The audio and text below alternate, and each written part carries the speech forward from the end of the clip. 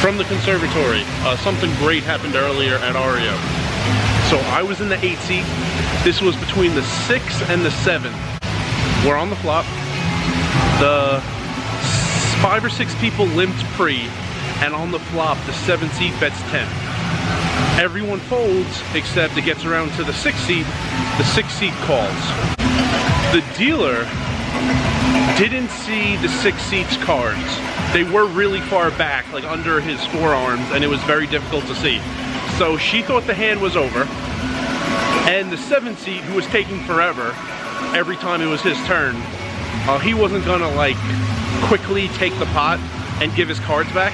So she reached out, took his cards, and they were capped with a chip. But she took his cards anyway and said, you know, hands over. And of course, neither of them, you know, they're invested in the hand. Why would they be paying attention?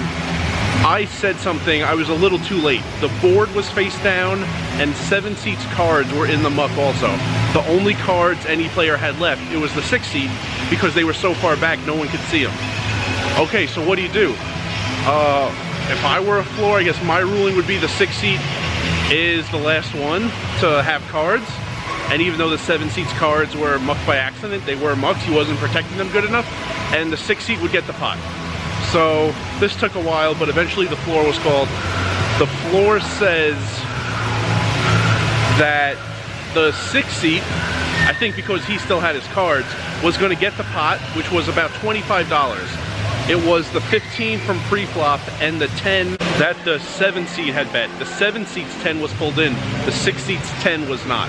So the 6 seat is getting the pot, which is 25 bucks.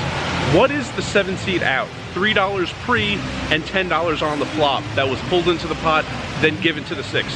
So the floor's ruling, he says the 6 seat's gonna get the pot, and he says the 7 seat, you're gonna get $25 also. What he meant, and he later came back and said, was the 7 seat is gonna be made whole. So eventually he came back and said to the dealer, what did the 7 seat have invested in the pot? I answered quickly, because that would be quickest. I said 13, $3 pre, $10 on the flop. I was the only player who knew he even came back to the table and kind of altered what he said, which I think is a fine ruling. The 7 seat is being made whole. The 6 seat is profiting. It's not that all that money that was in the pot was money he put in. So he's winning the pot, and the 7 seat is breaking even. Well, no one except me heard the floor come back and say 7 is going to be made whole, not be given 25.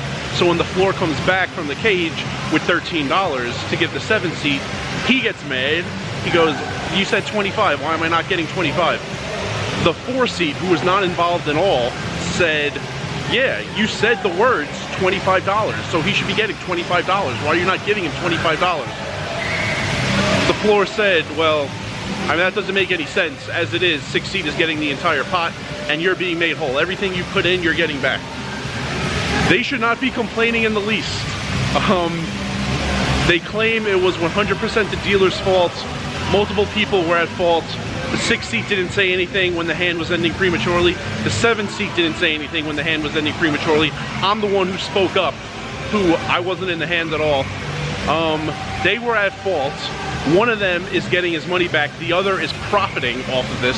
And they're complaining nonstop that the floor made a bad ruling, that it was 100% the dealer's fault, and that for some reason the 7 seat is entitled to profit and receive $25 back from the hand, just like the 6 seat did. I've seen rulings where the player did nothing wrong and hundreds of dollars goes the other way.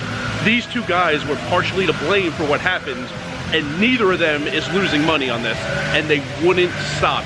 Minutes, like every 5 minutes for a while after the floor left, they kept bringing it up, that it was a terrible ruling and, you know, he should get more money, the 7 seat specifically.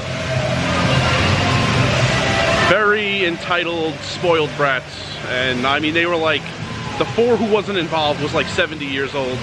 The 2 guys who were involved were like 45 years old each. And they just breaking even and making money when it was partially their fault. It wasn't good enough for them. So a lot of spoiled brats out there.